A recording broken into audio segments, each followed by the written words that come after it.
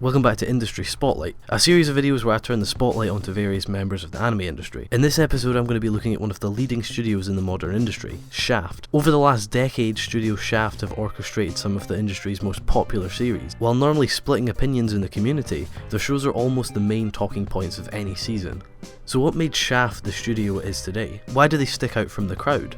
Let's find out. So it all started for the studio in 1975, to similar circumstances to other studios of the time. After leaving Mushi Productions, HIROSHI Wakao started the studio. They started off doing the usual smaller contracted jobs for bigger projects, gaining well-needed experience, and then over a decade later they decided to try and create something themselves. Yumi Karaseminai was released in 1987 as an OVA, though it's a far cry from what the studio are recognised for today. So they continued to do contracted work for the next decade or so, stopping briefly to do their second project, JUUNI SENSHI BAKURETSU Ranger. All 39 episodes of that aired on TV from 1995 to 1996. It was in the early 2000s that the studio would undertake a lot of important changes, the first being their collaboration with WAKAOINAX, a studio much larger than Shaft at the time. In 2001 the pair shared their first collaboration with MAHOROMATIC, a manga adaptation that enjoyed 2 TV seasons. 2004 would be a really important year for the studio. Their partnership with WAKAOINAX continued with the TV series This Ugly Yet Beautiful World.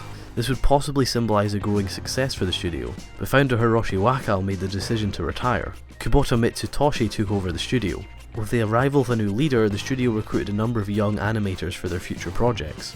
Individuals like Akiyuki Shimbo were brought in to give the studio a well-needed refreshment. Shows like Pani Pony Dash and Negima became stylistic cornerstones for the new Shaft. The studio's new style also invited new success. Sales were consistently high without WAKAOINAX's contribution for the first time. Similar success continued for the next few years with shows like HIDAMARI Sketch and SAYONARA ZETSUBOU Sensei. Shaft's next few years were rather odd. When you look at the shows they made and how they made them, there seems to be a really odd lack of organisation. For a studio that's teetering on the brink of big sales, production hiccups were rather common. Episodes were rushed quite a lot and animation quality took a big hit. Though they would go back and touch up the problems eventually, it's odd to see a studio doing well while at the same time making a lot of mistakes.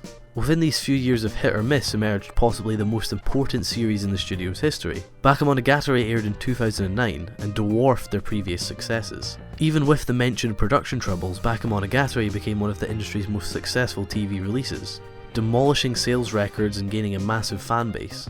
These few years were riddled with failures and low sales, but Bakemonogatari washed all their problems away. With a firm grasp on the Monogatari cash cow, Shaft eyed up their next hit. In 2011 the studio aired Madoka Magica. Almost as if lightning had struck twice, Shaft landed another smash hit, almost equaling Bakemonogatari's insane sales. Madoka Magica became another industry giant. It's important to mention that the studio were producing these hits while maintaining their unique artistic style. They were both being experimental and successful. They'd created a style that is both mainstream enough to appeal to a wide audience, but also has a touch of style that lets the director spread his wings. The studio had a plan to appeal to the mainstream, which is rather impressive considering their style. So the following years the studio continued their bigger franchises that seemed to have an endless supply of success. And they also kept creating new series like Nisekoi and Makaku City Actors in 2014, in hope of finding the next big series. As of now the studio is continuing this game plan. Riding on their previous successes, they've got the creative freedom to produce shows like 2015's Koufuku Graffiti, and who knows, their next show might just be another hit. So that's the story of Shaft so far. Remember, if you did enjoy this video, please do click the like button and share it about. And if you want to watch more videos, you can click subscribe or click any of them on the screen. Thank you very much for watching and goodbye.